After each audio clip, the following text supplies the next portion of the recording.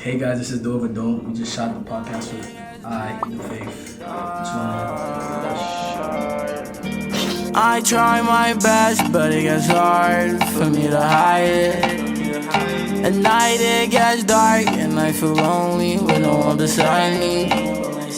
Yeah, she's by my side like every night. Why am I lonely? Nah, the first one is always Evelyn. When I tell somebody my name, they're like, Evelyn? I'm like, no, Everlay. And they're like, Everlay? I'm like, yeah.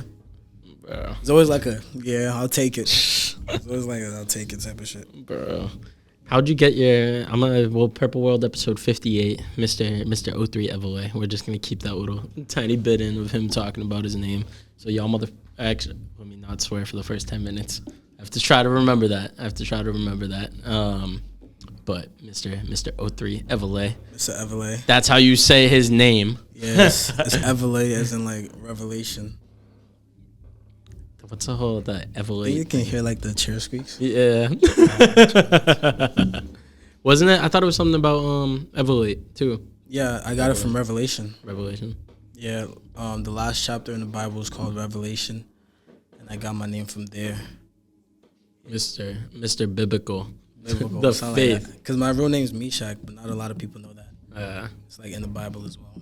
Meshach. I haven't heard your real name in so long. Yo, your last name. What's it called though? It's crazy because I feel like religion has always been. Knowing you personally, religion's such a big part of you. Nah, it is. But yeah. Right off rip, since you were just talking about the Bible influence in your name, dropped a whole ass project that will already be out by now because it comes out 2 days from now. This will be out 2 weeks after. But you dropped a whole project called The Faith. What's the inspiration behind that? The Faith. I remember when I first picked the name out, E.T. helped me pick that name out. But The Faith is, like, the whole album wasn't supposed to be so, like, religional at first. Religious. Religional. Religional. It was supposed to be, like, mad religious. But, like, I just try to get more into, like, who I am and, like, what I stand for. Because at first I was going to drop the album just like a little project. But it was actually most of my conversations with E.T. was actually what shaped this project out a lot. Because he was trying to put my head to come to terms like an album's like a whole concept. It has like a whole concept to it. It has meaning, like it's all around the same outline. So I started asking the questions like, what's my message? What do I stand for?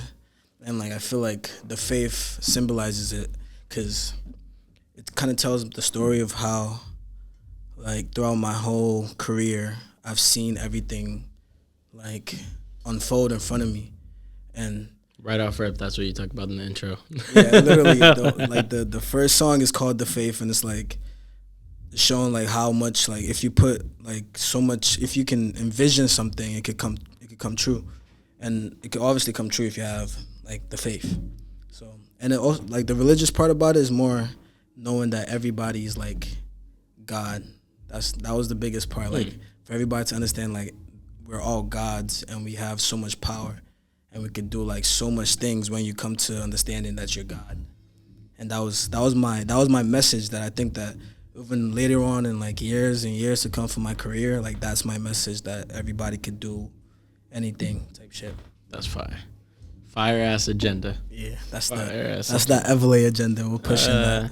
No, definitely too. You saying the whole thing about E.T. telling you that it was cohesive. Yeah. My bad. Thank you. Hearing it versus Light Brown Green, even your other projects that I heard in the past like year, it was definitely your most cohesive, I feel like, by far. That's what I'm at. What you mean by that? What you mean by that? It was just cohesive. Like all around sound wise. I feel like also too it was a different sound. Yeah, it was a different sound. But sound wise everything was cohesive. Like it was a big ass, you know how X's question mark, it has that variance. That's how I felt with your album because it was a bunch of different genres kind of blended together. Even what was the song I was saying I like? Isn't it Orlando? Yeah, Orlando, I made that beat. Bro, what was the other song? Original when you were like, yeah, you said some shit. You're like, I made this shit from scratch, blah, blah, blah. Yeah, that's also with the identity thing, like, because I realized how much power producers have as well. Like, you could create a whole genre, you could create a whole vibe So I feel like I had to produce some tracks on my on the record on the project, and those are the last song I produced was original. But Orlando, I had that beat for a while, and not a lot of people liked it, but I just loved it even more. Bro, I liked it because of the way it's like trappy almost on the hook, and it starts out slow. That's not the one. What's the one that starts out piano-y and then goes crazy? That's original. That is? No, not. What is it? Hold on, I'm about to pull up the track. I can see that acapella is like, what did I say? You can't see God's what I great. see. Oh, God's great. God's great with the piano. It starts out with the piano. I didn't produce that one. Really? Oh, yeah, I didn't. But Orlando, it starts out pretty slow, but then it gets like trappy, and then it just turns into like fucking Rocky, and I'm like, what the fuck? But then it goes back in. Yeah. It's fire. It's fire. I like the format of that song a lot. Yeah, I actually recorded that in the New Jersey mansion. Yeah, and that was like that period where I talked about the whole engineering changing shit. Yeah. Like I stayed up the whole night. The day I recorded that, it was like I like probably like 9-11 at night when I started, and then everybody started going to bed, and I just stayed up the whole night, and then they had to leave, but I was still up, so they just let me stay in the mansion by myself and like finish what I had to do and then lock up. I was like, that's crazy. That's fire. That was tough. What's your favorite song off the project? I'm gonna just say it now, just so because I want this like the views to run up. I'm gonna say it's my favorite. I'm gonna say He Said So, because it actually is my favorite. That's your favorite? He Said So, because it's like just the vibe it has with it. It's like summer vibes, and like when I typed in the lyrics, I wasn't saying a lot, but like the whole song, it felt very like vibed out. He Said So, definitely my favorite. What is that one of the ones you produce? Nah, I was gonna say so. This is my favorite producer though. Out of who's your favorite producer? Is that someone you work with? Hands-on? Yeah. Evolve. His name's Evolve. Shout out him. Yeah, Shout out him. It's hard. Like I had my next project is most of his beats. Fire. I want to talk after about just how important it is. Just touch on it a little bit, but having beats that are made specifically for you. But before that, out of all the songs that you produced by yourself on the project, which one are you most proud of? If you had to say one. Definitely, like Orlando is hard, but it's because I had it for so long. But original, when I made the beat, and then because I did everything in my room, I literally made the beat, and then I vibed to it for a little bit, and then I pulled it right up on Pro Tools in my room. And I had I had my setup, so it was like my Audio Techna. I had to put like a sock over it. Jesus. Like, most of the songs I recorded like that, I put a sock over it. I engineered it myself, so that it was just like a wholesome feeling. I was like, I made all this shit is my own. Like everything is not nobody else's. Literally all my sounds, everything from scratch. So definitely that proud of for sure. That's fire. But to elaborate on that off of what I was saying, making your own beats and then working hands-on with producers, that versus the YouTube beat style, which weren't you doing that your past couple projects, bullshit, bro? I still fuck with the YouTubes. Nah, no. I hate it just because it's like it's so rookie. It's rookie vibes. I learned that now as like a artist that you need to make things to match your identity. Yeah. Like because I freestyle most of my songs, so I'm so eager. Like first beat I hear, I'm on it. I'm like, but it has to be. You have to feel the beats. It has to be you. It has to be like 100% you, or it would just be a type beat. You sound like somebody else. 100%. So like the producers got to make sense, and the beat got to be you as fuck. I feel like the thing with YouTube beats, my biggest pet peeve with it, at least, art in general is a collaborative thing. Especially when it comes to music, it's a collaborative thing. So when you're sitting there and you use those YouTube beats, it's different. If you use YouTube beats from the same person, you build a relationship with them, and they actually start fucking with you and making shit for you.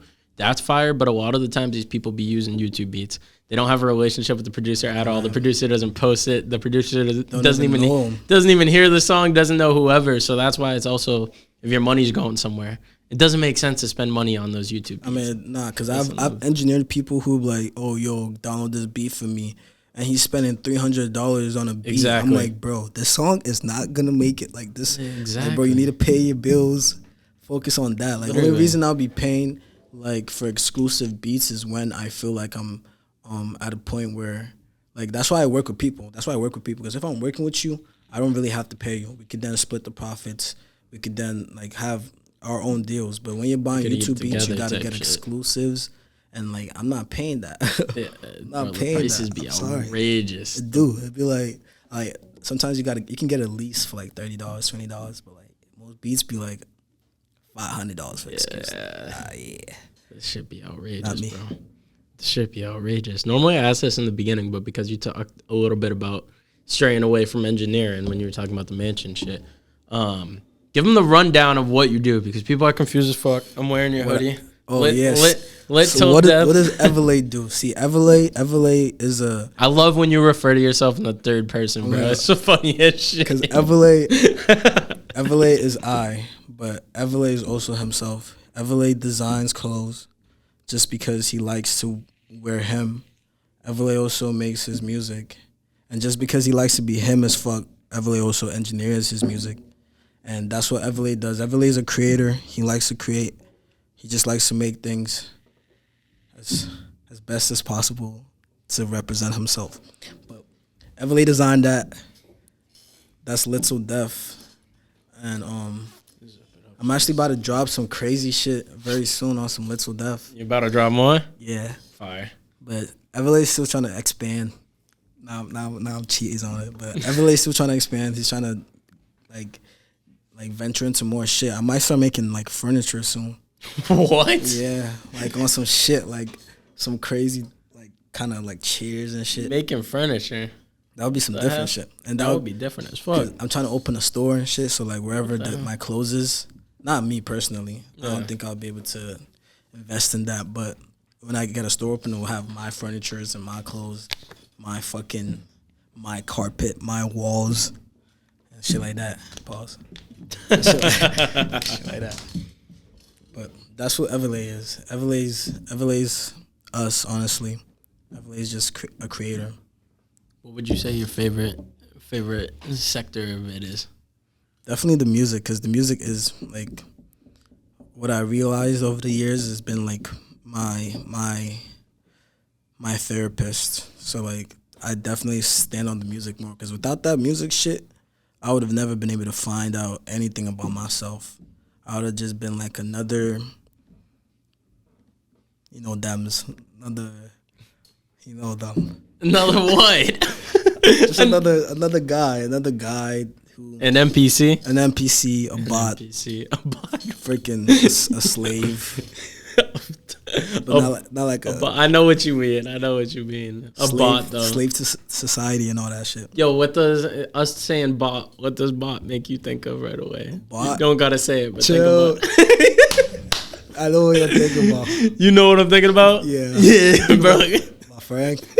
I'm gonna just say it. I'm not even gonna say it, but shout out the bot. Yeah. If you know, you know. Still love you though. Still love. I forgot how much we call people bots. Bro. Yeah, but don't be a bot, guys. Y'all gotta be awake. Y'all gotta be open. Don't fall in the trap, bro. Fall on the bot society. As far as the clothes go, though, how far do you want your brand to go? Like, where do you see LitTillDeath in a year? And also, we're gonna clarify that name in case people say that wrong too. Yeah. Oops. It's not Little Death. It's LitTillDeath. And where do I see that going? Right now, as everything's starting off, it's like all scratch. It's all like commercial wear. Like, but I want it to be like a whole like it's a lifestyle. Like LitTillDeath, it was made for like skaters, but like it's a whole agenda. Like when I be skating and I fall off my skateboard, I just think LitTillDeath. I'm like, bro, I can't. I have to see this trick out. I have to, cause what's stopping me? Like I only got so much time in life. Like just you could do it. So like go for it. LitTillDeath. Stay lit. Stay happy. Never like drain out the like live life to the fullest. Never when you're outside, shouldn't be like, oh, let me go inside and all the damn time. Like, oh, I'm outside, might as well enjoy myself outside. Just stay lit till death. Righteously, of course. Righteously. If there was like a brand you could compare the structure of it to, or sort of the narrative that you're trying to push, what would you compare it to? See, there isn't a brand. Like it would be like a. I'm not saying that in a disrespectful way. I'm just saying if you know what I mean, like a similar vibe to an extent. If you had to say, give like a smoothie, Give comparisons of different brands. That's what I was gonna say. It can't be like one Yeah. thing. I feel like the skater vibes, like Thrasher, but like the aspect of just do it. I guess Nike, I was like just do it, but like also the aesthetic of Yeezys almost, because I've never owned a pair of Yeezys. Really? Anything Kanye related. Damn. But just the aesthetic of it being, it gives it like new youth. Like that new youth power, how it's to like, you feel me, like bringing up the youth with that same mindset. So I'll probably say Yeezys, fucking Nike, fucking Adidas, but like none of that. LitTillDeath is none of that. It's actually, it's all new, and I still have to, like, as I'm growing up, my mindset is still forming, which is still creating the mindset behind LitTillDeath. So everything's evolving. Top 3 fashion designers. Top 3 fashion designers. Myself, Tomo for sure. Tomo should text you. Yeah, Tomo and then shit's I'll fire. probably say Virgil. Virgil. Tomo before Virgil. Tomo before Virgil? Yeah, That's a bold ass statement. Not no bullshit. That's a bold ass I statement. know y'all gonna love that shit for sure. That's a bold ass statement. Stand by that. Getting back to the engineering shit. Yeah. Say what you want to say about that. What we were saying before we started rolling. That engineering shit. I love engineering. Like, it was one of the most empowering thing that I ever did. Cause it was like, now I have my passion in my hands. I can make a song whenever I want. You feel me? I actually made somebody cry one time from engineering his song. What? Like, it was one of the guys. I think he had like jail issues and coming back like life issues. Yeah. And I remember I was doing mobile sessions. I put up to his crib. He recorded the song. He started crying, and that shit made me feel like blessed. So like engineering is like a gift straight from God. How I feel it. But like, so that's how I love engineering. But this one time at the mansion crib, like went to the mansion with VB, and like I was the only engineer there. Not saying it was a bad experience. It was like a very eye-opening experience for me. But I went there as an engineer, not as LitTillDeath, not as an artist. So like I felt even weird playing my music because I'm like, y'all only know me as engineer for real. So like that whole like 2-3 days I was there, it just felt weird. I didn't like it at all. I'm like, I'm an artist first. Like if y'all play me a beat, it's not because y'all want me to engineer. It's because like, yo, like, you feel me? As a whole, I'm an artist as a whole. So like I didn't like that. So engineer does not come first over the artist part of me. So that's why I wanted like to take a step back, because I was so happy to be an engineer that I was like, yeah, I'm LitTillDeath the engineer. Like that was my tag for a long time. Yeah. But then I was like, nah, bro, I'm not LitTillDeath the engineer. I'm LitTillDeath now. Like, just LitTillDeath. So like I haven't stopped taking clients. Sometimes I stop.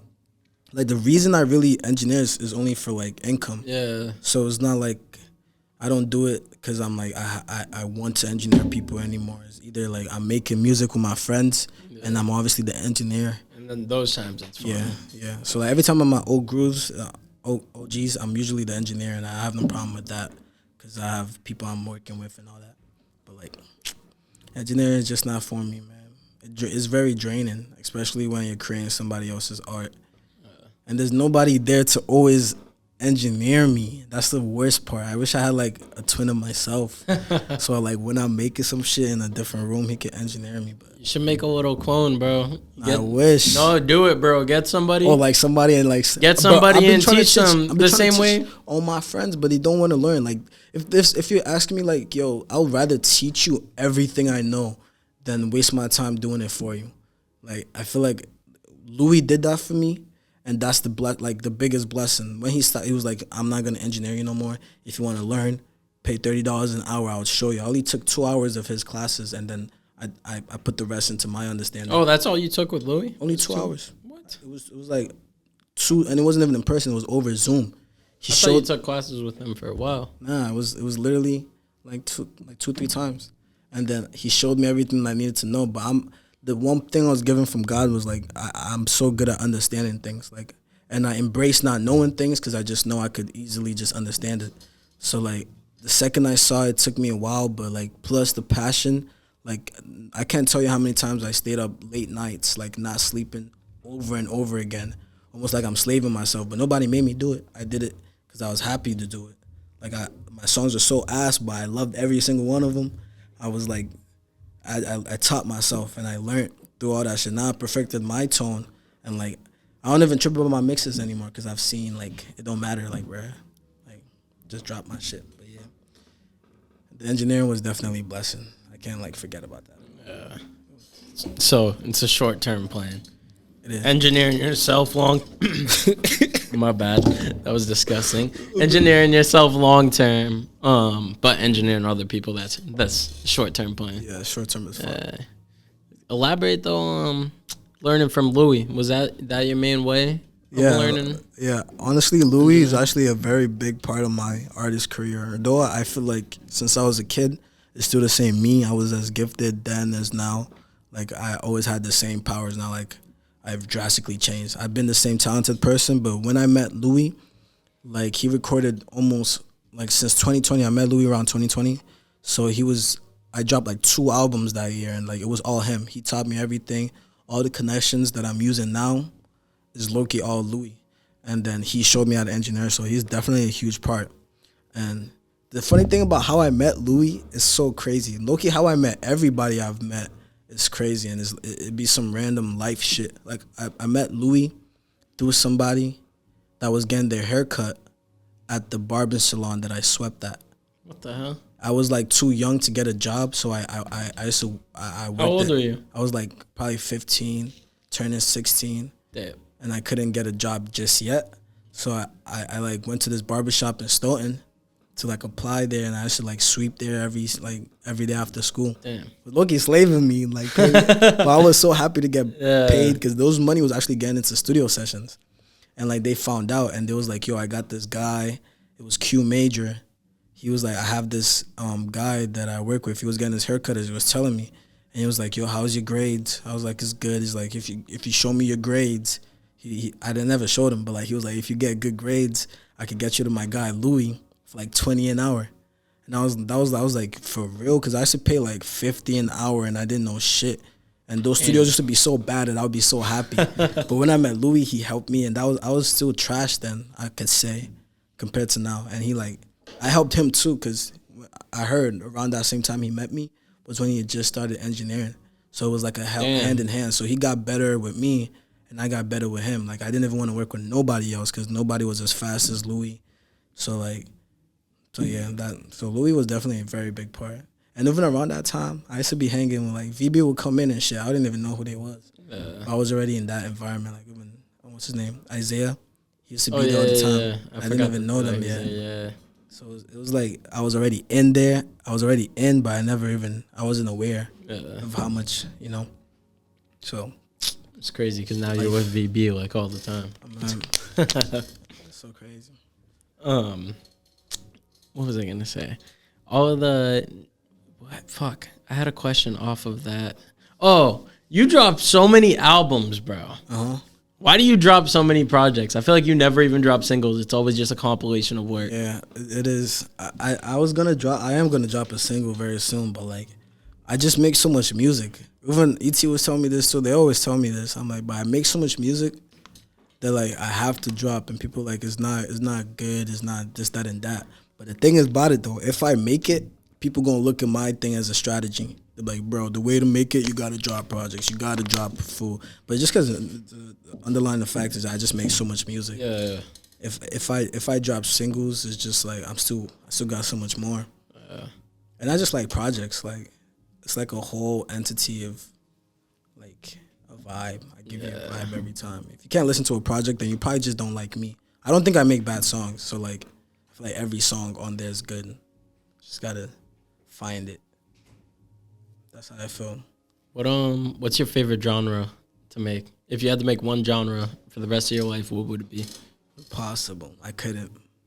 If you were forced to. If I was forced, it was either one genre or no music at all. Definitely say rock. Rock? Yeah. Damn. Because hip hop's so easy. So if I'm forced to, at least like everybody want to be a rock star. So like, I feel like that's the most most similar to what I envisioned for my lifestyle. Because like I I like rock shit. I always like the aesthetic of a whole band.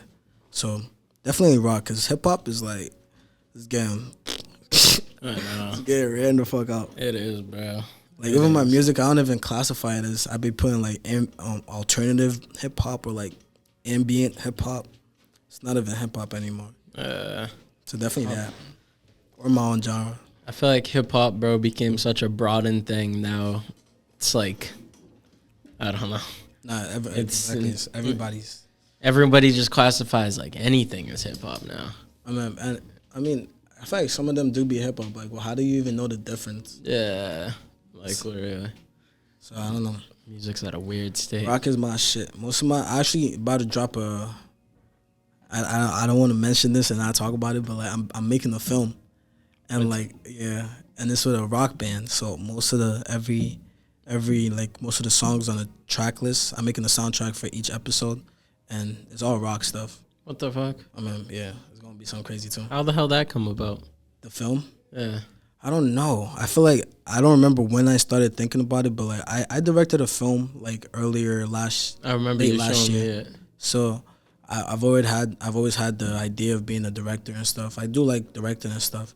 So, but I just wanted to make like almost like a masterpiece that like people around here could say like we've done something. Who's made a movie? Nobody's really made a movie before. So I just wanted to do something big, and that was that. I think a rock is like about like a rock star lifestyle, so it would be hard. Yeah, fire. I'm curious about that. Yeah. I'm more excited for that than the Faith, even though that shit's fire. No, the Faith is gonna be something very small to my overlying plans for the rest of the year. You already got the whole year mapped out? Not very, but like I low-key hate planning shit out. Really? But sometimes you rip what you sow, so I've already planted some seeds that I know is gonna grow around those times. So like there's some fashion show coming up in like August. That's one of those type of shit. Like it's planned out, but there's still more to come though. Yeah, fire. I want to dive into because I feel like this is interesting. Another big part of your personality, growing up in Nigeria. Oh yeah, true. Growing up in Nigeria. Yeah, no, because it's like what age did you move here again? I was like 10. 10. Yeah. So basically more than half your life, because you're 19 still, right? Are you 20? Yeah, I'm about to be 20. When? In like August. Damn. Yeah, I'm still 20. I just turned 19. I'm in my prime now. Yeah. I've been saying that a lot. All my songs you're gonna hear at like 19. No, I've heard it, bro. That's why I'm saying I think you're 19 still, because I heard it like 3 times on the project. Yeah, I'm definitely still 19 still. What'd you say though? So you spent more than half your life over there. Like, explain what it was like growing up over there and the whole transition. It's actually very sad. It's very, very sad now. But like, I was happy to come here. At first, I remember it was like, oh my God, I'm in America. But now it's like, bro, it's like even the air is not the same. It's not the same. What camera is? That one. The air is literally not the same. Like if you go to Nigeria, like the air is warm. It feels like, I remember when I came here, my nose used to hurt just because like the air is so thin. There's like barely any oxygen in this bitch. No bullshit. No bullshit. But like I remember everything was just so much, almost even more colorful. Like if you take a picture out there, it's way different. But when you take a picture here, it almost has its own tint to it. So, but like, yeah, I was like 10. I used to live in boarding school. Like I didn't live there, but like I had a lavish lifestyle there. By the way, I had like mansions. What? Yeah, my dad had like unlimited cars. What? I was like the rich kid in school. What the hell? Just because like my dad was actually like some type of like king type shit in my like village hometown. What the hell? So I had a lavish lifestyle. So, but like at some point, the schools wasn't the best, but even the best of the best schools was still worst. So my school that I went to was like a boarding school, and like it was bad. Like I used to get like not really bullied, but like it was a norm there. Like students who beat you. Like I used to get disciplined by students and teachers. It was like very traumatizing as growing up there, but it definitely built me as to who I am. Like one of the weirdest punishments that I would say that like I tell everybody, like we used to, like I think you told me this before, but I forget it. Like we got forced to drink buckets of water, and like it doesn't sound crazy until like you actually have to drink buckets of water. Like it was almost like you're drowning while being awake. I remember after I was like pissing, throwing up, crying, water coming out my nose, like shitting at the same time. It was so horrible. Like it was. What the fuck? It's so weird of a punishment, but it's so lethal. Like it's dangerous. Jesus Christ. And like that's just like something minuscule to all the shit like happened. Like I there's so much stories I could get into. Bro, I gotta say real quick, as a side note, it's funny as fuck that there's a stereotype that there's no water in Africa. Nah, there's and they got there was a lot. They got you drinking buckets of water as a punishment. What the fuck? It's not like they ate water. It's just like there's no clean water resource. Like, but like there was definitely a lot of water. I remember that shit. And that shit is. It was fucked up. It was ass. But actually, in that boarding school is when I actually started rapping.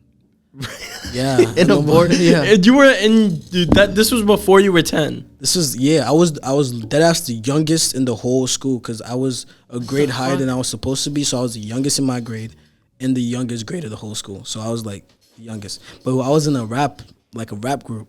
It's actually called Evolved Stars. Of 9-year-olds. I was the youngest.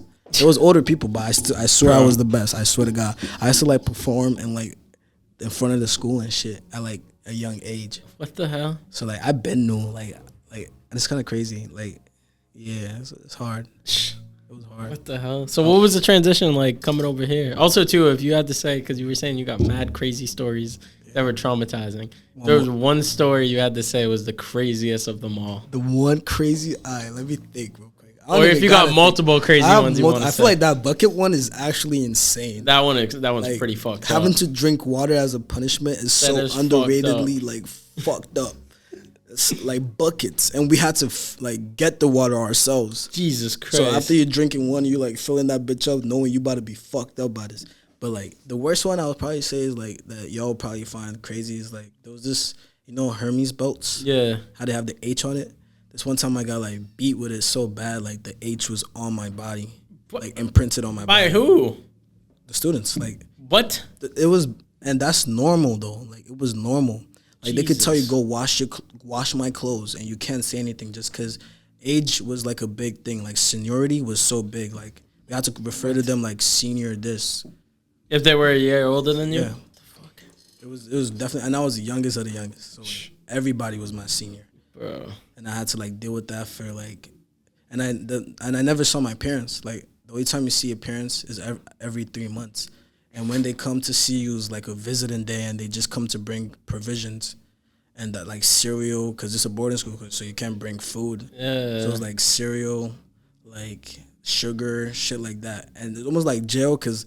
And like toilet paper and shit like that. Sounds like fucking jail, bro. That's though, but like when you get back to like when visiting day is over, motherfuckers will come take your shit. Like give me this fucking your bag of like tissue, and I don't beat you for like a year or some shit. And like they would trade sugar for like you feel me? Those were necessities too. That's fucked up. Yeah, it definitely was like big fuck, but like it trained me. It was almost like you have to iron your clothes every morning. You wake up at 7. Every morning, and there was uniforms. If your shit's fucked up, you get beat. If your socks is dirty, you're fucked. So it was like I had to be in check from like young.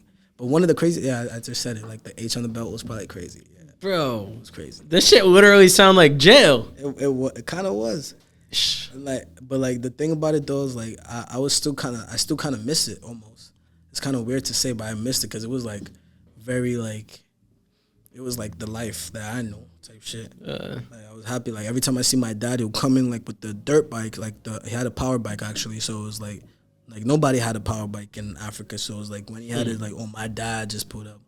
Like you feel me? So I still felt like I still knew who I was, even although all that shit was happening. People liked me too, so it wasn't the worst of the worst. Like I still had a lot of friends. Like a lot of the seniors liked me, so like I was protected for the most. So it could have been worse. A lot of my friends had it worse. Like they used to beat some of them every day. Jesus Christ. And they just had to take it. Some of them did not survive. Like it was like I remember a lot of my friends. I had a friend who like died. He had to go home. He died? Like, yeah. But from getting beat by the other kids? Yeah, like one of the like he used to get like a lot of people had it worse than me. So I couldn't say like my shit was like the worst. But it was definitely traumatic. Even my brother, he spent only like a year there and he had to leave. He was the first person to come to America. he started like experiencing seizures while being in the boarding school. So like he was the first to come to America, and then from there, all of my family came to America. He had to like go to medical, like to the hospitals out here. Yeah. So it was technically because of him we came to America. Jesus, bro. But it wasn't like a big transformation. Transition. It wasn't a culture shock coming here. It was. Oh, yeah, that's what I mean. We used to go to London before we came to America. We used to go to London like every like vacation and shit. So I actually saw snow the first time in London. Damn. So it wasn't like crazy to come seeing white people and shit. It was like, but like my parents told me not to talk in public because my accent was bad. So they'd be like, "Don't speak in public," and like that was kind of like it was to hurt me. I'm like, bro, I ain't gonna tell me not to speak, bro. But like I went to school and shit. My first middle school was in America. It was like 6th grade and shit. It wasn't that bad. I'm still bagging bitches when I came here. No bullshit. I swear to God. Yeah. It was tough though. It was tough. I actually liked it. Like the transition, it wasn't that bad at first, but like we were a lot unstable when I moved because like my dad was still over there, so he would be the one sending money and shit. But like I think my parents were going through some shit, so like I was just living with my mom, and it was like unstable. Like we didn't have money and shit. I remember we used to take buses everywhere, especially in Boston too. We moved to Mattapan the first when we came, so it was like. It was just like snowfall, and my little brother was born too, so we had to be pushing him around stroller and shit. So it was awful when we first came, but shit got better. Now we got like 2 houses in America. Fire. Everybody in my family has a car, so like it definitely got better. But that's good. Yeah, life taught me a lot though. That's why I embrace every struggle as like its own thing. Because without all the shit I've been through, I would not be as smart as a person I am, or like as strong as a person I am right now. Like depression ain't shit to me, although niggas do be depressed, but like that's just not even like it wouldn't bother me as much if I didn't go through all that shit, if it makes sense. What would you say your biggest takeaway from that whole period of your life transitioning over here would be? Biggest life lesson. Biggest life lessons, like the world is so big, like I literally came here on a plane, but my biggest life lesson, I'll just say like shit. Like life can change at any given moment. Like you could, a lot of people have it. Like actually, a lot of people have it worse than you. That's my lesson.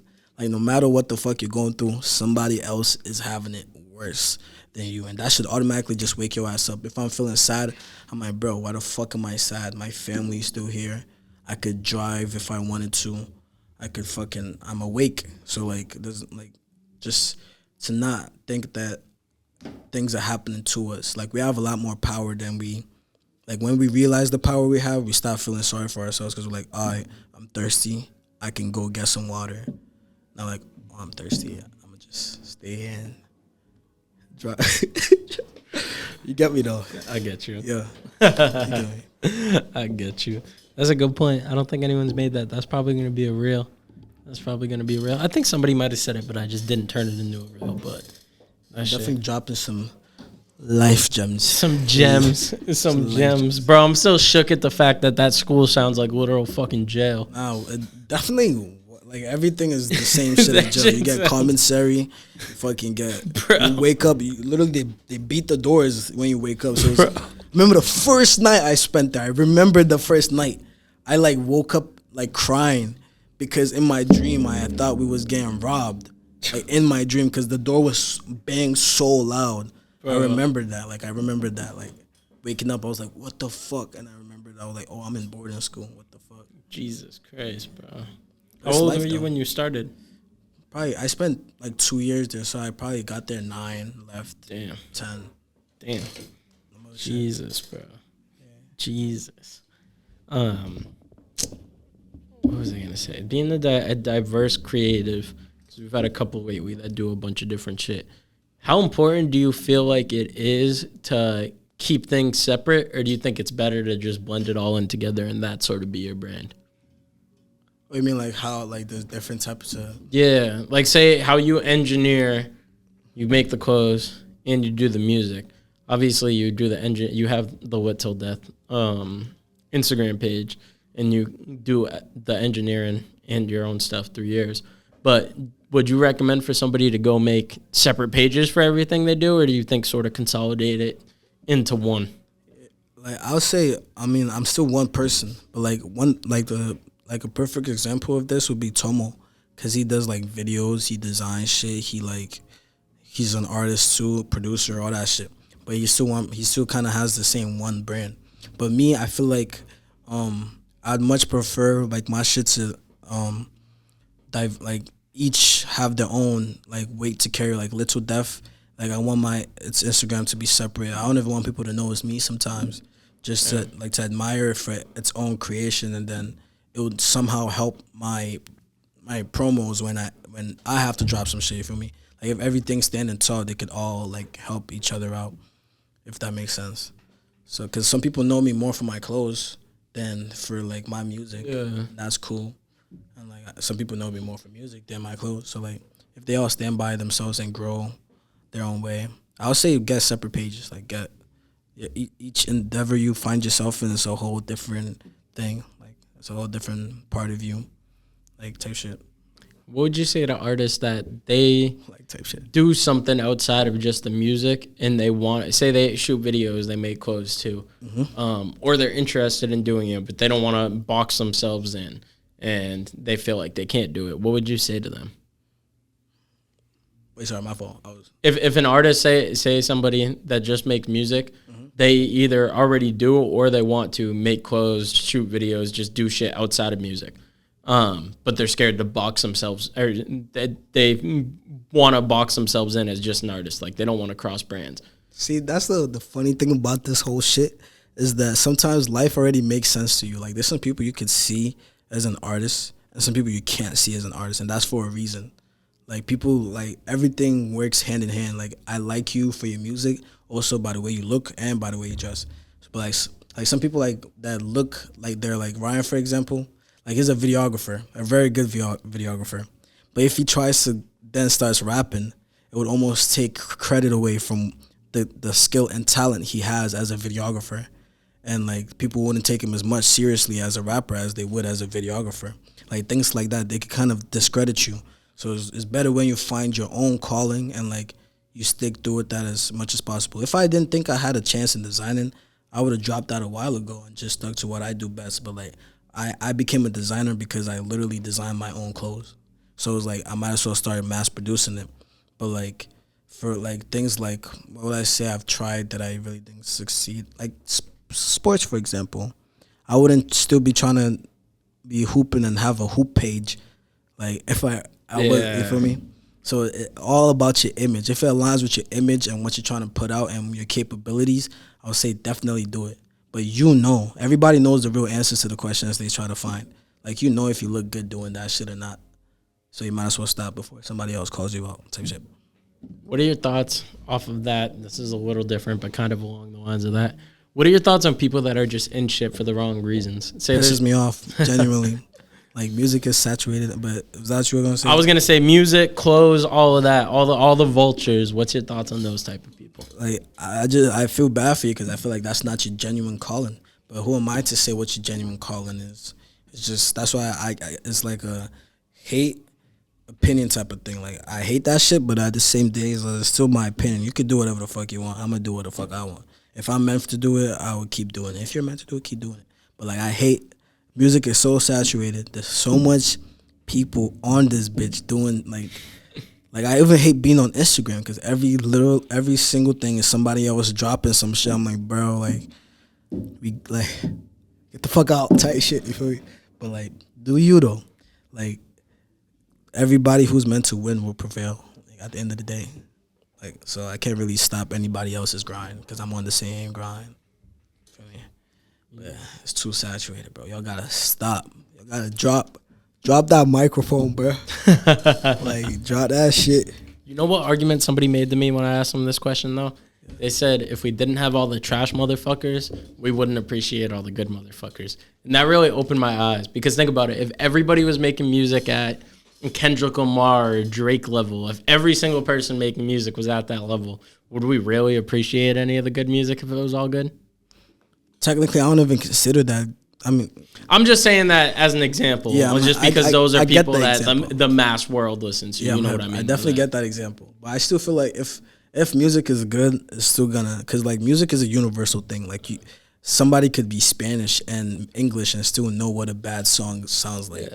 So like, I feel like we'd still consider trash and we still consider good. Like the trash just made it harder to find the good. Cause like I'm not gonna listen to every TikTok artist I find just because they aren't like, you know. But like, yeah, I don't think it definitely maybe made it worse. But like trash is trash. The good is good. I could always tell. Like Juice WRLD, when I listened to it the first time, I knew he was a good artist. Like it caught my attention like that. Yeah. Same with like every good artist I see. You could just tell right off rip. Yeah. Moving around so much though and stuff. You just moved around from here in Africa, but you said you've been to London. Yeah, I've been to a lot of places. And just traveling, like, all around that, how do you feel like all those different cultures sort of blend into your art? And just talk about traveling in general, if you want to talk about that. Kind of helped me out as per, like, now I could, like, I'm a type of person, I read my environment. Like, I had to kind of do that. Like, and I went to 8 different high schools, like, my whole life. So, like, basically every year I was in America was a new high school. So I was always the new kid. That's and crazy. I like, somehow figured out the system. I was always the cool kid in every school. I'm not trying to, it is a flex. I'm flexing right now. I was cool as fuck in high school. But, like, the reason being is because I learned so much about people that I have to, like, I started reading people better. Like, every environment is different. I had to blend in. So, like, it showed me, like, how human beings are so human. And, like, I don't know. It just showed me how to be a better human being, basically. So, like, I know what it takes to be a nice person. I know what it takes to be like, you know what I'm saying? It just helped me out. Like, everywhere I go, I can automatically adjust. And it showed me back to that same thing that everybody got their own problems. Life is so big. So, like, yeah, that's what it showed me. And this is kind of railing back into the last question, but talking about the whole entire quick ass TikTok marketing and shit.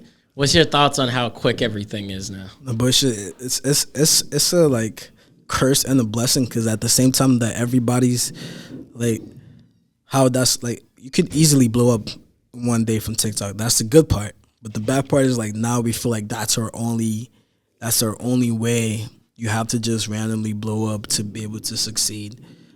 I guess it's true. I don't know. I'm still learning as I'm going. I don't think it's, like, the only way, but it's I definitely don't think it's this is a very good way. It is a good I'm not way. on TikTok like that. Like, probably because I have bad phones and stuff. But, like, if I had a good phone, you'd probably catch me there every day. But, like, y'all can do what you got. Like, everybody got their own sauce to making it. I just feel like the best way to make it is generally being in your city and making movements. Like, if your own city's not talking about you, then there's no reason to be talking about you.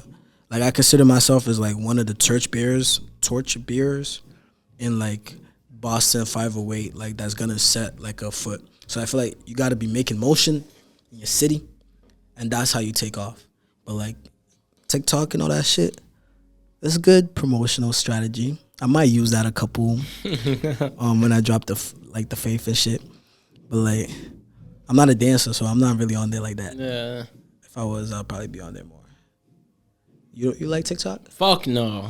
I don't be looking through that shit. I can't even get myself to post on that shit consistently. I can be consistent on every other platform but fucking TikTok, because I don't be on it, bro. You don't like it? I've never gone through a period. There's been one time, the first time I downloaded TikTok, I scrolled for like 30 minutes. Besides that, there's never a time you could catch me dead scrolling through that shit. Nah, see, that's the thing about TikTok. You scroll. Yeah. That's why I don't like it. I scroll through Instagram Reels, which is basically the same shit, or YouTube Shorts, which is basically the that's same worse. shit. Nah. If you scroll through Yo, YouTube Shorts be a fucking tunnel, though. That Exactly. should be a tunnel, bro. Because you're YouTube like, Shorts I'm watch like- one, you're like, oh shit. Then you watch like 30 and you're like, fuck, bro. Like, Nah, they get 20 me with the minutes went skating by. clips. That's all my Instagram be. Just be skating, like, kick flips. I'll be all up on that shit. Bro, talk about skateboarding. That's part of your culture. Yeah, I actually have my skateboard with me. It's in the other Of room. course it is. It's always with It's the you. DOD board, actually. Oh shit. I then put, like, a Everlay grip tape on it. It's That's tough. fire. That's fire. I like skateboarding. It's actually taught me a lot too, because skating is just like everybody. You got to be a real freestyler, a real creative person to be a skateboarder. Because really, all skating is just a wood, and everybody got to make it cool in their own way. Like you got to like envision a trick before you do it. Like you see a sidewalk, you're like, wow, I could do this, and then you do it, and then you just brought it to life. Because you could fall multiple times, but like it's up to you to get back up and put what you had in your mind to real life. So that about skating is automatically like that's me as fuck. Cause like I see things in my mind, I could fail at it, but like it's there. My mind already told me it's there. So it's like it's up to me to be able to think I can do it. And skating is all about confidence too. Like motherfuckers jumping off rails and shit. You gotta be able to know you can do that, to do that shit. So I love skating. It's like raised me up a lot too. It's just cool as shit, bruh. Any nigga with a skateboard can take your bitch. No bullshit. That's a fact. Not my bitch though. Your bitch. Rolling off of that though, how important you think it is all around to just develop a genuine aesthetic as an artist, a cohesive aesthetic, not genuine. Aesthetic is a big thing, but aesthetic is that's the best thing about it, is because like everything just still points to you. It's like if you really find you as fuck, it's easier to get an aesthetic. It's like, I'm a skateboarder, that's my aesthetic, but it's easy. I actually do skate. It's like, oh, you're a designer, that's your aesthetic, but yeah, I actually do design. So it's like you just gotta find you, and like the more you find things that are you, it's more easy for other people to identify you. Like I was telling all my like artist friends, I was telling Vader this the other time, like your aesthetic is a big thing, bro. Like even an image shows you, it's like, you know. Like everything around you, like your whole vibe it has to all align with what you are. Yeah. So yeah, aesthetic is very big. It's like I think mine. I'm still building mine. Like I'm still finding all the things I like. I literally the other day I threw away all my closet. Like most of the shit in my closet, I threw them away. I'm like, bro, that's not me. What the fuck? I was like, this ain't me. I threw that shit out. I'm like, I ain't never gonna wear this. I threw that shit out, and I'm about to restock to all the things that I think it's I. You feel me? So I think it's a very big thing, aesthetic. Like, to be able to find your aesthetic, though, you have to find out, like, what you like and, like, what other people are putting in your ears. Like, I censor myself a lot from, like, music, people, just because it then brings out, like, it influences my decisions. Like, people don't know they like certain things because of the shit. Like, they don't know it's because of the shit they seen. They're like, oh, I like baggy jeans. Oh, maybe it's because everybody on TikTok wearing baggy jeans. You think you really like that shit? Like, you don't even look good at that. You don't even look good at it. How you gonna like it? You don't look good at it. So it's like that. So like I censor myself so like I could create more originality. I figure out myself more, which is also my message on the faith. Like the song "Savior" is all about people finding out themselves. You can't free yourself if you can't find yourself. So definitely finding you as fuck. Say shit. I want you to elaborate on being yourself.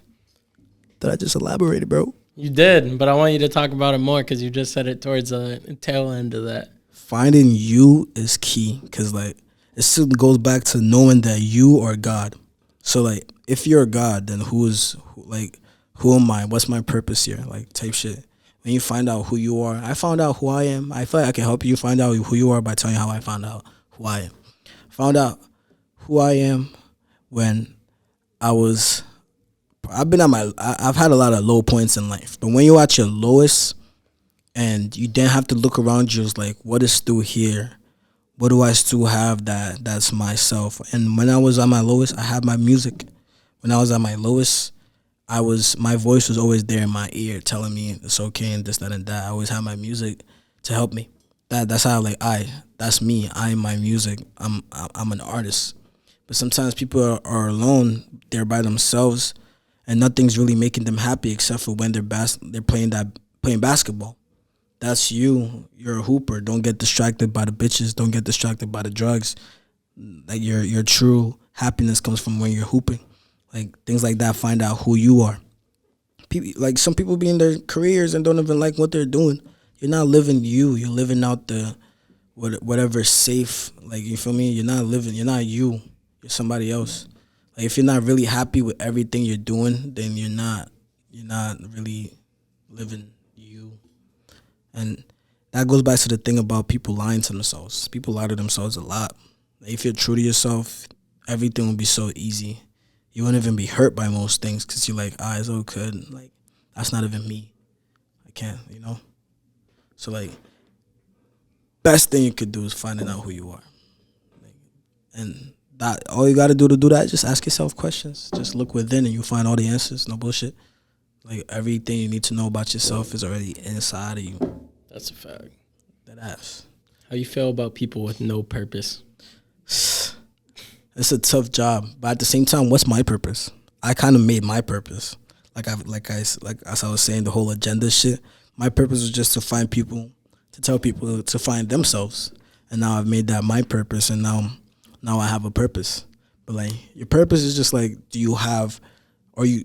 Most people that don't have a purpose is because they don't think they're capable of having one, or they just like they don't hold themselves to high expectations. I feel like I can't fail because then I'll be failing the greater good of life. Like, I'm like, I have to keep making music because if I don't, who's going to give that message that I have to give? You feel me? So I made my purpose and I've made myself accountable to achieving that. So if you don't have that, then you really you have no motion, bro. I can't do no motion ass shit. Like, that's like literally for the past month, I have not been doing no motion ass shit. Like if you smoking at the crib doing nothing, that's no motion ass shit. Like, I'm not doing that. I don't be at functions. I'm like, bro, that's no motion. Why would I just go to a function, just wiggle my fucking waist to some music, sipping some casa? Like, I'm like, bro, I could do that at the crib. That's no motion shit. You don't have a purpose. You don't have a reason to be there. You ain't got no motion. You feel me? So if you have a purpose, you're gonna find motion. And that's when everything gonna flock to you. Having purpose is like the greatest thing you can do. Bitches gonna fuck with you. They don't even know why. They're like, yo, your energy just hitting. And like, cause I found my purpose. You feel me? Like, everything gonna be fixed the second you start worrying about yourself. Genuinely. So that's why I think it's so cool to find you, bro. Yeah. 1000%. How you go about getting goals accomplished? So weird. Because I don't even feel like I'll be achieving my goals. That's the crazy thing. Like, the whole Orlando shit was a goal of mine. I really didn't achieve that. The whole... Talk about that, too, in this. Oh, yeah, we didn't talk about that? No, we didn't. Oh, I was going to ask you about that after, but 2 and 1, I guess. Yeah, see, one of my biggest goals this year was to go to Orlando. I was going to go to Full Sail. I was going to get my degree in engineering and recording arts and music production. But... that failed true because like it wasn't my fault though. It was because like my license and shit. I told you about that. Like, I didn't have my license and that was due to my documents and shit, my immigrant status and all that shit. So they was like, yeah, bro, you might have to withdraw out the program, bro. I'm like, bro, it's not my fault. The R&V telling me my license gonna be here soon, and they're like, nah, gang, you need that shit right now, bro. And I'm like, all right. I was dead already, like, looking at apartments and all that shit. Like, I already picked, I was about to send my deposits and shit. But so they was like, yeah, you got to withdraw. So, like, that was one of my goals, but I didn't really achieve that. But I was sad for a little. I could have been sad, but I'm never really sad when I know it's going to be okay. Like, I was like, all right, it's all good. I'll just find something else to live. Because there's always another thing. Like, life is dynamic. Like, when one door is opening, one door's closing, another's opening. Like, so I always know that because of how my life been up and down. So I know for sure shit gonna go up when it's down. So a goal, you could miss a goal, but like, it's just because there's a bigger target behind that. You feel me? I feel like the only reason I really wanted to go to Orlando was just to get my certification as an engineer for real. But like, people told me not to go. You were telling me not to go. ET was telling me not to go. I was still like, yeah, I'm going to go. So, like, when I didn't go, I was just like, it's cool. Like, you feel me? But, so it was like, it was a hard one. But I let that go, made bigger goals. And I don't even know what my goal is, no bullshit. I just know it's just to do better than I'm already doing. I can tell when I'm, like, reaching, like, when I've arrived at something good. Like, I'm like, all right, we did this. But let's do more though. So it's kind of like that. I probably should set up like more stricter. 100%. 100%. I maybe I'm gonna say this. This is very bland. I'm probably saying my goal is to get 10 shows out this year. I already got. Actually, I won't even count the chamber as a show. I'll say I have my first coming up soon on May 28th. Fire. So that'll be my first show. I got 9 more to go, and then that'll be my goal of the year. Damn. So that's 10 shows. That's a lot. But I'm doing a lot though, so I don't really hold myself to goals because I could exceed my goals, could go under it, but it's okay. Life is still pushing. Just gotta keep doing better. That's the goal to progress. That's the goal. What do you feel like your biggest flaw is, either as an artist or just as a person all around? My biggest flaw? Biggest flaw. Do I got flaws, bro? Your biggest flaw. Everybody got flaws. I know, I'm just fucking with you.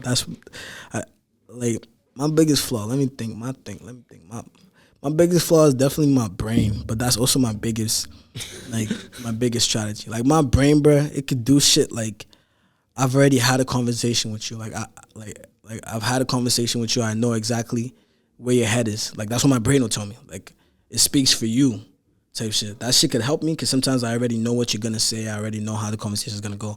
But sometimes it doesn't help me because I think I know the conversation is going that way, but it really don't go that way. You feel me? So it fucks me up sometimes. But like, I would definitely say like my biggest like flaw, music wise. Like it could be dropping. It could be how you were just talking about. Oh, not writing down goals. So probably the reason why I haven't made it, basically. Funny fact, I think I would have made it if I was sober. What? I started smoking since I was 14. I feel like if I never smoked since then, I would have been made it. Why you say that? Because I feel like smoking definitely withstand, like, not even, like, I don't know. I just feel like God's the reason. Like, if I was sober, I would have been made it.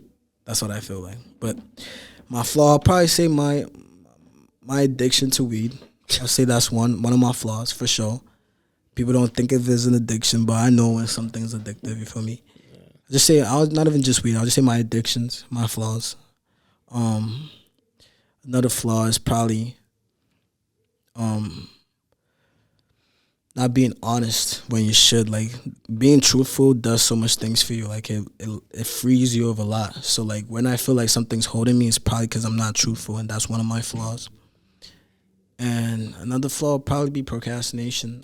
Procrastination can imply in a lot of things. Like in relationships, you can procrastinate not telling them that you're not fucking with them, and that could fuck you up in the future because then you're in a relationship you don't want to be in. So like procrastinating with all of my feelings, but I feel like those are my flaws though. I don't got no other flaws. I'm a perfect guy, no bullshit. I'm a pretty perfect guy. I'm reasonable as shit. So like, except for all those shit. And probably dropping too much is probably one of my flaws. I can't hold a song for shit. If that's just gas, I gotta let it go. I have to. And marketing. My flaws are marketing because I'm not a social media guy. I hate social media. So, yeah, that's it. Fire with a list. That's it. Yeah. Fire with a list. What's your flaws? Not checking my DMs is my biggest flaw by far. That's tough. Bro, I literally... And the fucked up thing is I said the other day all my DMs would be answered by Sunday, but I was in Vermont all weekend and had no connection, so I just didn't answer. Between both my phones, text messages, and my Instagram and the DOD Instagram, probably have like 500 unread messages right now. Yeah. Yeah, that's easily my biggest flaw is that. You need an assistant, my bro. I do. I do, bro. Need like a... Desperately. I was going to say a badass assistant, but I'm probably... Get a normal-looking assistant. Hey, shit. Get an average-looking assistant. Bro, average-looking assistant. That'll be fucked up when you do get an assistant and they're going to be like... If they have badass bitch, they're going to look back at this and be like, what? Is this why? I'm going to be like, I don't know. Shout out Evelyn. We're coming up on the last couple questions, though, but this... What's your thoughts on just the overall Massachusetts music scene? Who are some people you think people should be looking out for? I want you to give a top 3 of people should be on the lookout for. I just said people a lot of times. That sounded weird.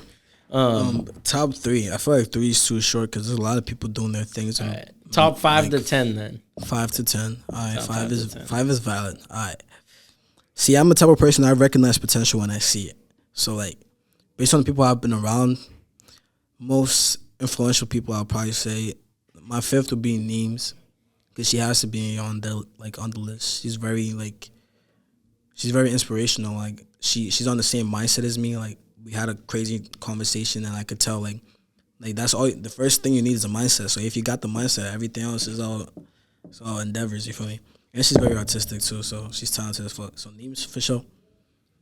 My fourth, I'm gonna put Tomo and Key in the same boat, because like if Key make it, Tomo make it. If Tomo make it, Key make it. So like Tomo and Key, because they doing their thing right now. Like Tomo has been like, he just dropped a project with songs with Invader and all that shit.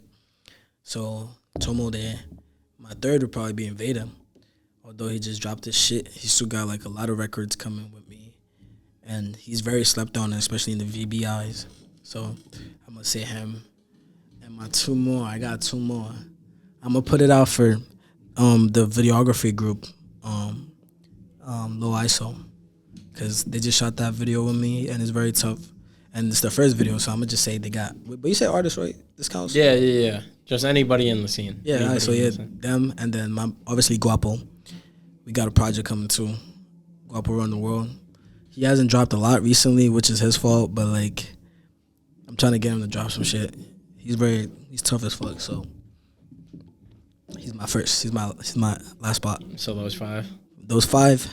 And the next year or two, definitely gonna like take like our community to somewhere else. Any one of those five people. Oh shit! Forgot about Retro. Forgot about Retro. Retro on there too, cause out of anybody, bro, no bullshit. I'm gonna say this real quick. Out of everybody, literally everybody I know from out here, I would say I'm like, nobody can compete with me in performance wise except for Retro. Damn. Like nobody would like can tee up a crowd, cause I've been in a lot of performances. Unless everyone there is your fan, nobody can tee up a crowd like Retro. Like compared to me, that is. Damn. Yeah. Retro tough. Retro tough. Shout out Retro. What's your thoughts though, just on the overall scene? What do you think we're lacking? What do you think our strengths are? What do you think about just the community as a whole?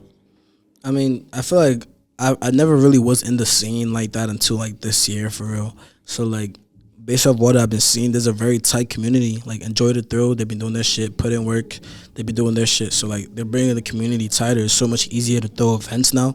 All you gotta do is like literally throw an event, just call the gang, they go and pull up. So it's like the community is getting tighter, and I feel like that's somewhere like it's supposed to be. The rest is just up to the artists to keep making great content and actually putting out well thought out content. Like most people just be dropping shit like this they like actually like have meaning behind the shit, like great music, and I feel like everything else will speak for itself. So like I feel like it's on a good path. Like right now it's just gonna keep getting better. What do you think we're lacking? We're lacking?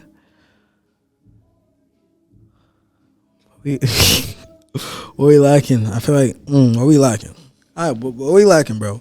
Cause I feel like we on point right now. No bullshit. We on point. I feel like it's just the infrastructure. It's definitely the infrastructure. Like we gotta get, like we actually need like some kind of page where we could keep history of everything happening. Cause things be happening too fast. Like motherfuckers just dropped like 2 days ago and I forgot. Like you feel me?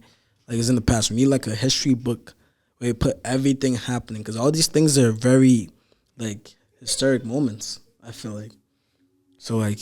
That's what we lacking. We need proper documentation of shit. Motherfuckers be too faded, too drunk. We need documentation. Shit happening. We ain't really lacking that much. The artists are there. We're on point. Like, yeah. And we gonna learn from all the shit we doing. So I feel like we gonna be good. That's a good point. That's gonna be up soon, bro. Trust. That is a good point. Why'd I say that's gonna be? But second to last question. This the golden one. Biggest piece of advice, anybody starting anything creative. If they don't have jack shit, they don't know jack shit, what would you tell them? Biggest piece of advice. I don't even want you to listen to my advice, bro, because your advice in your head should already be enough for you. Like, nobody had to tell me to do this shit. I did this shit by myself. Nobody could even convince me not to do this shit. It would still be all up to me. So my biggest advice is just to follow your path. Like, listen to yourself. Listen to that voice in your head. that tells you can do it. You feel me? Like we're all gods. Like we could make a building from scratch. We could definitely build. Like we create ourselves. You feel me? Like anybody that's an astronaut didn't start off an astronaut. They start off a normal human being that said, I want to be an astronaut. I became an astronaut. You feel me? I wanted to be exactly what I am, so I'm becoming that. So like you could do that too. That's all I could say. Like literally, only thing that's limiting you is your imagination. Like if I keep trying to make simple examples, but y'all get it though. Like whatever you can picture in your brain, it can come to real life. It's that simple. Like there's no ifs and buts. Literally. Oh, thank you. Sorry, microphone. So good, man. That was like perfect timing with when you ended. Nah. That's it though. Like y'all can do all that shit, man. So the way you opened that up, I liked how you were just saying nobody told me to do this. I'm him because literally, I mean, some people would like tell me don't give up, but like I probably was not gonna give up. So like, you don't need no other person, bro. Only trust your voice. If there's the best advice I could give you is to not listen to anybody and keep listening to yourself. Cause like if you listen to people, then you're living out their life and their envisions for you. Cause I could be like, yo, I don't think you could do over, don't you feel me? And that's my ideology I just put upon you. That's actually like a curse, you feel me? So like you don't be asking for anybody else's advice. Like you're your limitation, you feel me? That's my advice. Take it. Fire. Take it. Fire. Coming up on the end though, 2023, new year. Obviously you got the faith coming out, but just all around, what are your goals for this year? A year from now, what's the date? A year from now. May 2nd. A year from May 2nd. May 2nd, 2024. Where do you see yourself? What do you see yourself accomplishing this year?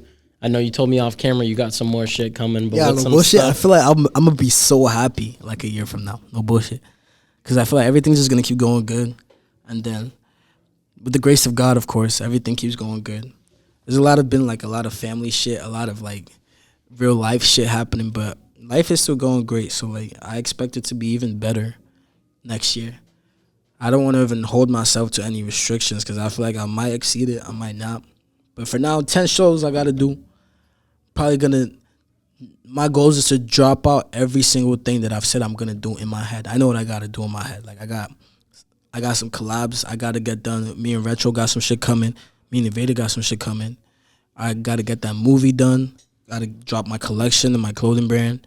I gotta get crazy on my skating shit.